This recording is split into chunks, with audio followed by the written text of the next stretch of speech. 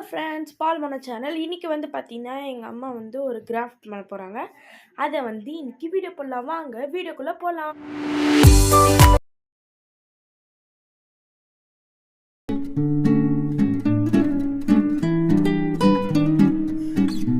Hello friends, நாங்கள் வந்து 2025 வந்து கொஞ்சம் டிஃப்ரெண்ட்டாக டிஃப்ரெண்ட்டாக பண்ணலான்னு சொல்லிட்டு மனம் சொல்லிட்டு இருந்தான்.